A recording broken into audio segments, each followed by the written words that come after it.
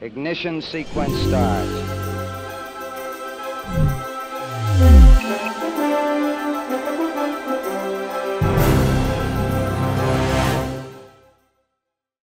Good morning. You're looking at Mission Control Houston and the members of the Orbit 2 team of flight controllers who are keeping tabs on the systems of the International Space Station and working with the crew members as the 5 astronauts and cosmonauts wrap up their first full week on orbit together.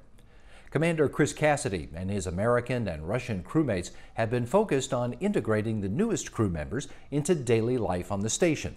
That includes getting them acquainted with some of the science experiments that are underway, like one focused on improving our understanding of how and why hurricanes get stronger under certain conditions. Welcome to Space to Ground. I'm Sandra Jones. This week, a science investigation is underway that could improve our understanding of hurricane intensification, and the latest space station crew members have been busy adjusting to life back in space.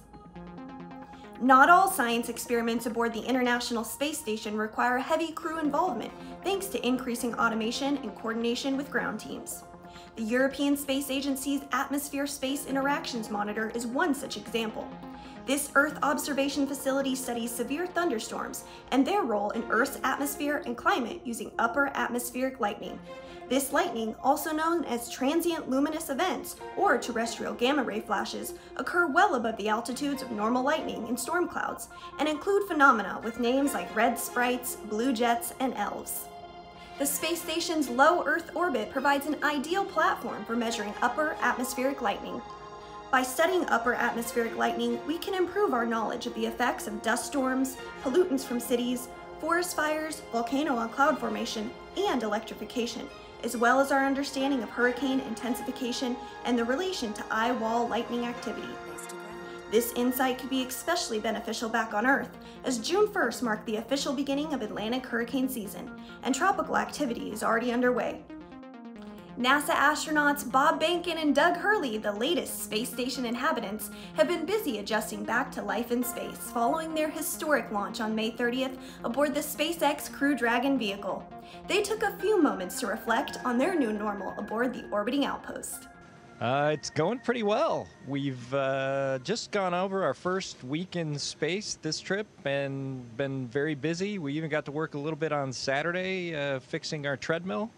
So all in all, it's been great. It's great to spend time with Chris. He's a great crewmate. And of course, Bob and I are just trying to get our space legs, and hopefully we can contribute to the science. And we're doing a lot of transfer with the HTV vehicle up here. And then we're getting ready for some EVAs at the end of the month. So a lot going on right now. This week's question comes from Michael, who wants to know if you can see the International Space Station without the use of a telescope.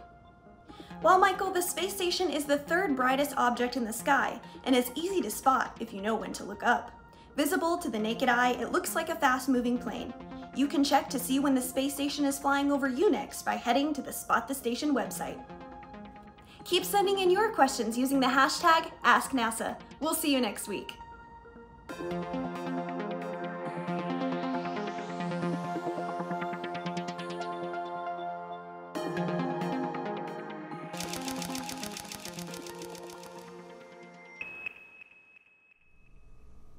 The arrival at the International Space Station of the first crew members to fly on a commercial space vehicle is a step into a new era of human spaceflight, and it'll help extend the continuous human presence in space that began when Bill Shepard, Yuri Gidzenka, and Sergei Kriklev arrived at this space station almost 20 years ago. Through the support of scientific research and the testing of a new fleet of vehicles, we are gaining the knowledge that is vital to our future in space. The International Space Station, a football field-sized, million-pound laboratory flying around planet Earth at 17,500 miles per hour. It's our home in low Earth orbit and the bridge to exploring the far reaches of our solar system. A place to learn what it takes to live, to work, to thrive in space. Thanks to space agencies representing more than a dozen countries around the world, it went from the drawing board to liftoff when the first piece flew into space in 1998. That kicked off over a decade of construction, hauling the station to orbit piece by piece on NASA's space shuttle and Russian rockets. And after the first crew arrived in November 2000, we started an unbroken streak of humans living and working in space. Building on the legacy of past outposts like Skylab and Mir, the International Space Station became the training ground for humanity's next great journeys. Learning how to live in space for extreme periods of time, building and perfecting the technologies necessary to travel to our neighbors in the solar system. It gave us a place right on our doorstep to prepare for the next giant leap into the unknown. And thanks to the station, a new era in outer space is unfolding. What was once the domain of only nations and governments is now populated by a growing space fleet from American industry. Private spacecraft to fly cargo and crew members, new habitats and technologies for future space missions, and an open door for companies, research institutions, and even students around the world to do research in space that have never had the opportunity before. All laying the foundation for a robust economy in space. There have been thousands of experiments, hundreds of spacewalks, endless hours of challenges and successes, all done by humans hailing from countries around the globe. The International Space Station is what we can achieve as a planet when we come together to do the things that are hard. And the work isn't slowing down, because we're ready for the next giant leap, because we're ready to go farther, because what we do and learn along the way is for the benefit of all of humankind.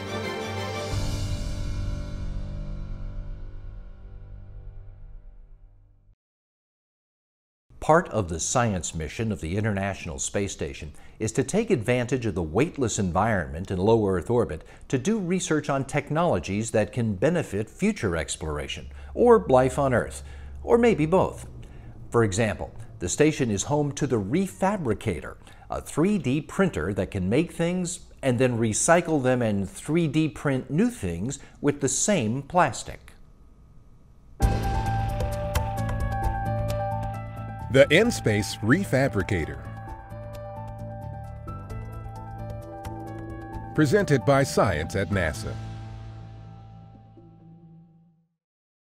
While 3D printers are technology that many people are familiar with, there's one 250 miles above us on the International Space Station, or ISS, that's unlike anything currently found on Earth.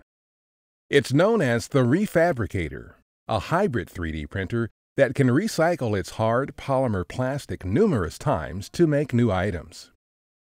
About the size of a dorm room refrigerator, the device is controlled by operators on Earth who oversee its manufacturing via video cameras. Nikki Werkheiser, NASA's In-Space Manufacturing Manager at Marshall Space Flight Center in Huntsville, Alabama, says, "Recyclers on Earth grind plastic pellets to create their products. But that grinding creates material shear, which prevents you from reusing that plastic again. It's no longer strong enough." For this technology demonstration, the company, Tethers Unlimited, developed a novel recycling process that doesn't require grinding, and that allows us to recycle the plastic multiple times. The ability to reuse the plastic over and over again is essential for long-term space exploration. Werkheiser says, "We can replace a lot of the things we need when we're orbiting above Earth. We just have them delivered on a resupply mission. But when you're in deep space, you don't have that option. You have to have the ability to make all the parts you might need, and without having a large stockpile of extra materials." The Refabricator can even recycle plastic items not normally associated with Earthbound 3D printers. For instance, almost all of the materials that are delivered to the station are packed using foam or plastic bags. Both can be loaded into the Refabricator to deliver items such as a plastic syringe, an eating utensil, or a custom-made wrench. That ability limits the amount of backup materials you need to take with you on a long-range expedition. After all, in space, space is at a premium. The Refabricator's technology demonstration will be composed of 2 phases. During each phase, The refabricator will perform 7 cycles of recycling and printing parts while on board the ISS. All of the items printed by the refabricator will eventually be sent back to Earth for testing and analysis to determine the effects of repeated recycling on the material properties of the plastic. Werkheiser notes, "I'm very excited about this technology both in space and back on Earth. I can envision a day where you go to the grocery store and drop your water bottles and plastic bags into a refabricator, and then select your new phone case, or a kitchen gadget, or the raw filament that you can use in your 3D printer at home." For more science from the International Space Station, go to www.nasa.gov/ISS-science. For more information about how the promise of future exploration is transforming today's technology, visit science.nasa.gov. International Space Station crew members are the test subjects in some of the onboard research as scientists study how being in space affects the human body. And that includes studying how the crew members establish a routine for sleep, which is a key to their being able to function to the best of their ability. In this demonstration video, astronaut Ricky Arnold talks about some of the problems with sleep in space, and he shows us how the astronauts overcome them.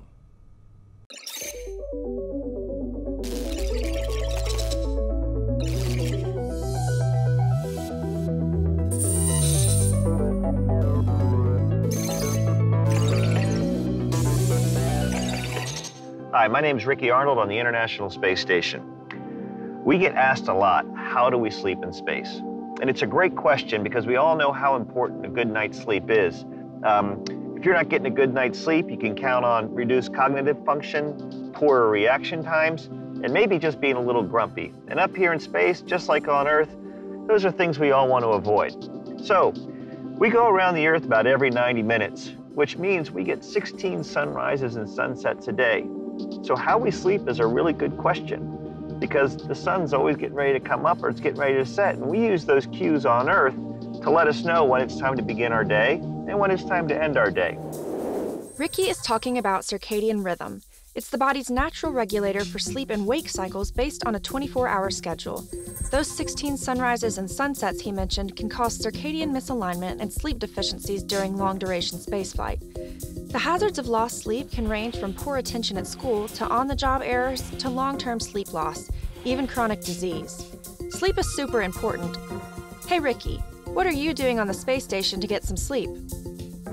Well, here in space, we kind of have to do it artificially. So we have these nice crew quarters.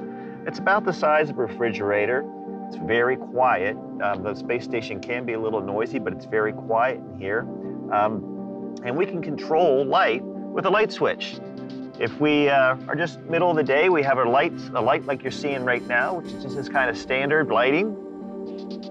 It's getting close to the end of the evening. You want to dim the light a little bit, kind of for the end of the evening. Or if you're going to be up late, you need to keep awake, we have a really bright light setting.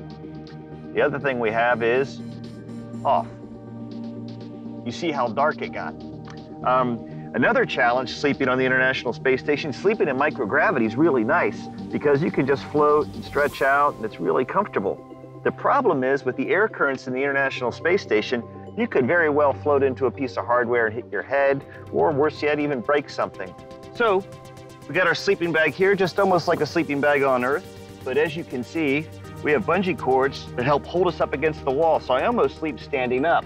And also, I do have a pillow. It's just a bag full of clothes, but I actually keep it up on the top of my head because I'm a little tall. In the crew quarters, I tend to hit my head on the ceiling when I'm sleeping. So I got my sleeping bag here. I got my bungee cords to hold me in. And then when it's time to go to bed, it's quite easy. Just unzip the sleeping bag, climb on under the bungee cord,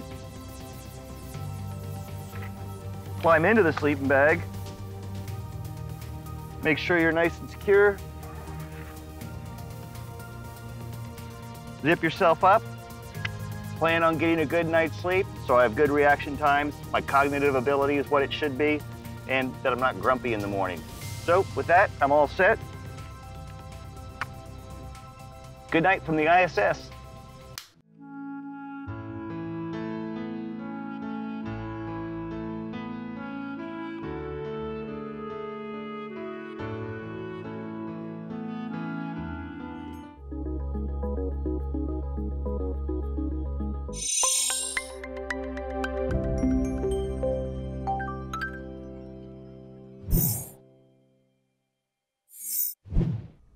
The scientists who developed the experiments being done on the International Space Station spent years getting them ready to fly, and then worked with the station crew members to explain how they will help execute the science protocols. In the next episode of the new NASA Explorers series, we look in on this step in the process for one team of scientists when their experiment reached the station and the expedition crew members opened the package. Choose your lettuce leaf. Cheers. Cheers.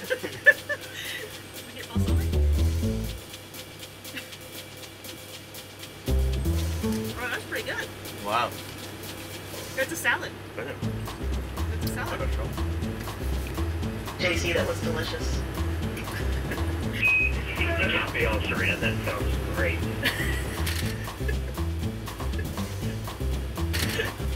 Well, when you haven't had a salad in 6 months, it's delicious.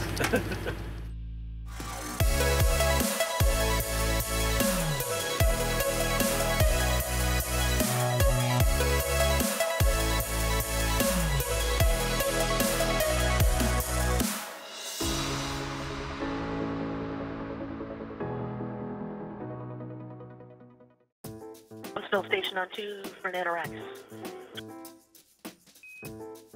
With you on 2 for Nanorox.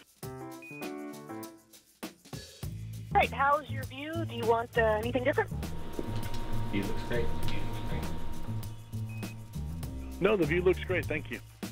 Now that the experiment is aboard the space station, it's time for the astronauts to get to work. Elaine and Paris Stu are back in Virginia, and the Nanorox team is back in Texas, where they will perform a ground control version of the experiment being conducted by the crew in space.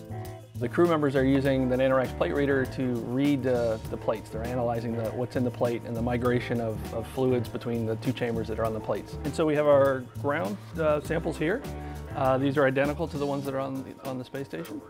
And what we're going to do is, as the crew members insert the plates into the plate reader on the space station, we're also going to insert the plates onto the ground unit we have behind me. And that's just to confirm that what we're seeing, any effects that we do end up seeing, is effective the space environment compared to the ground unit.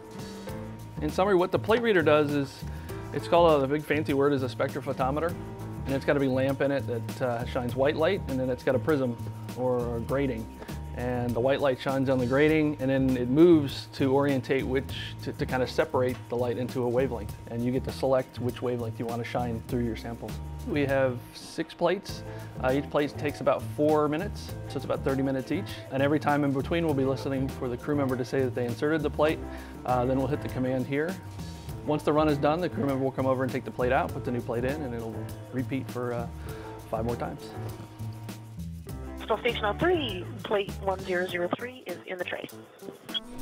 Oh yeah, it's reading the plate. It's got a little, the plate sits in there, moves the plate this way, and then the read head moves this way. And a little here, that's kind of the lamp that's in there that turns the lamp on. Sounds like bad techno music. My crewmate actually was the first one to start this experiment, and I took over for him and said, hey, what experiment is this? What are we doing? And he looks at me and he says, I'm not sure. So we called down to the ground, to mission control. And I know that part of this is we're looking at a gel that can release antibiotics, kind of slow release to a wound site. But I don't know what happened to that plate in the Nanorox reader this morning, and then kind of what's going on this afternoon. What we're looking for is how the drug migrates through the gel over time, which is why we're scanning the plates 2 times a day for this 2-week run. I like that answer. That's very cool. Thank you for finding that out. No problem. So this is 15 days. It's twice a day, and they're typically in the middle of the night, which is the morning for the crew on space station, and then usually sometime in the late morning, early afternoon here. But Kyle's been running the show. He's been getting up every 6 hours, 8 hours, 7 hours to do this. It's kind of fun in a way. I get to play astronaut on the ground, so that's always fun. After 15 days of running the experiment, the researchers have a lot of valuable data about how hydrogels behave in microgravity.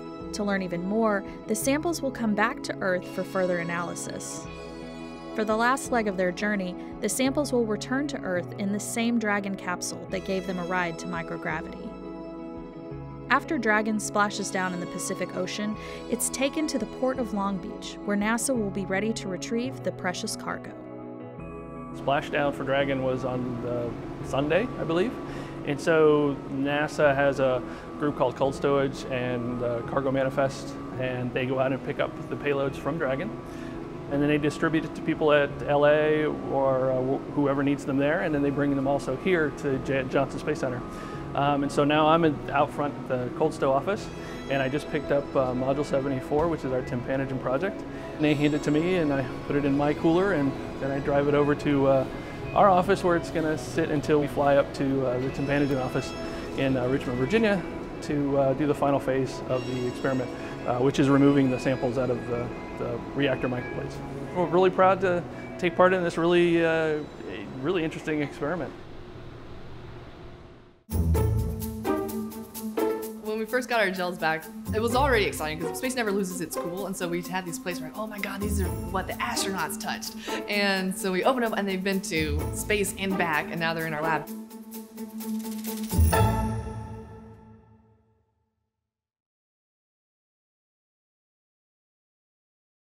In all of the work being done inside and outside the vehicle, the International Space Station is helping us know what it will take to make successful journeys out into the solar system one day, to Mars and other destinations.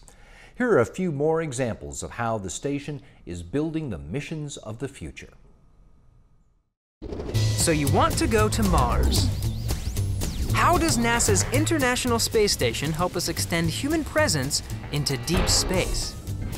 In the future, when astronauts land on Mars, it will be thanks to some important lessons that we learned on the International Space Station. Rewind. 240 miles above the Earth, the International Space Station is where we currently live and work in space. Here's what we've learned so far. First, there's taking care of our astronauts. Prolonged weightlessness can lead to muscle and bone loss, vision changes, balance, and coordination loss. Thanks to the space station, countermeasures are being developed to keep astronauts healthy for long-duration missions. Then there's the equipment. Spacecraft communication, water recycling, air, and power production are all being test-driven on the International Space Station. What we learn about operating and maintaining our gear in the harshness of space will pave the way for future missions into our solar system. And that's how the space station is helping us extend human presence into deep space. For more information, visit this NASA website. The opportunity to spend 6 or so months on the International Space Station, as men and women from around the world have been doing without interruption for more than 19 years now, has led to the development of new technologies for space exploration, groundbreaking scientific discoveries, and an experience of cooperation among nations while fostering the commercialization of space and spaceflight. But even more than that, it has caused many of those astronauts to experience a shift in their worldview. NASA's Karen Nyberg is one of them.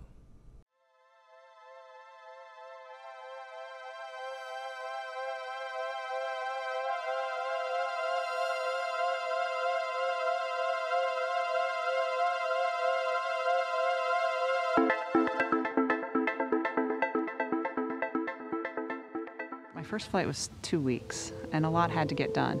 I distinctly remember the point when I stopped and thought, I did it, I'm here.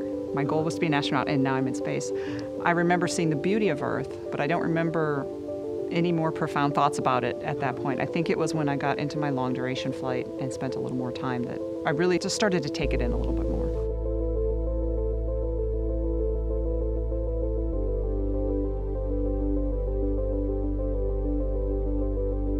The entire experience is actually very surreal. First, you're launched on a rocket. You're pulling G's as you're going out of the atmosphere. You're looking at the Earth for the first time. You're floating. Everything is different, and it just is all just such a different experience that it almost doesn't seem real. In fact, when I did my space shuttle flight for 2 weeks in 2008, when I got back, you could have convinced me I never went, probably, if there weren't pictures. This experience is so unusual and so different than anything you've ever done in your life that it's hard to grasp it all. And I was very excited then when I got assigned to a long duration because I thought it's going to burn in my memory and all that. And it was the same thing. I came back and my memories were there, but it almost didn't seem real.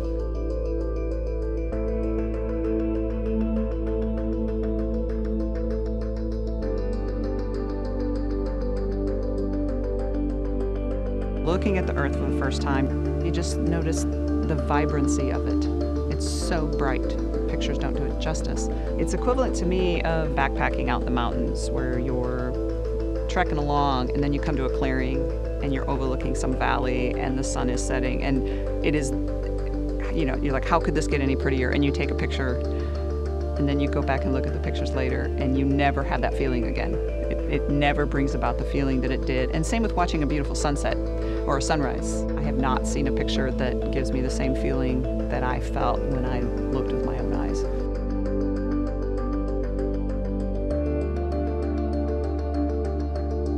It started to make me understand that everything is connected. What is happening in the ocean over here can affect what is happening on land over here. It's just all one being, and it's all interconnected. And so I think we tend to live in our bubble of our world that's here, and it's hard to think about other people on the other side of the world and be empathetic toward them, really, because you don't know them and you don't know their situations. And I found seeing the Earth really changing that perspective for me. And then listening to a news story in the morning and flying over that particular part of the world in the afternoon, it really affected me. And then just realizing, I mean, it's home. Often we think home, and you know, right now home is Houston, Texas, and childhood home is Minnesota, but home is Earth.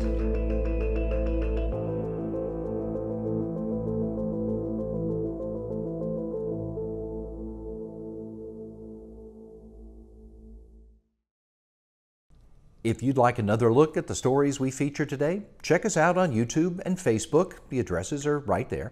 Be sure to look around. Take a peek at the other cool stuff you'll find there about NASA and America's human spaceflight program. Now, if you're interested in good conversation about human spaceflight and space exploration, check out Houston, We Have a Podcast, where we talk to folks about their work in all aspects of space exploration. We post new episodes every Friday. Today, Gary Jordan talks with two Canadian television producers and storytellers about their work to capture life on the International Space Station in virtual reality that you and I may soon get to experience ourselves. Go to nasa.gov/podcasts for this week's episode. It's also where you'll find all our previous episodes, plus the full library of all the NASA podcasts, all of which you can listen to on Apple Podcasts, Google Podcasts, and SoundCloud.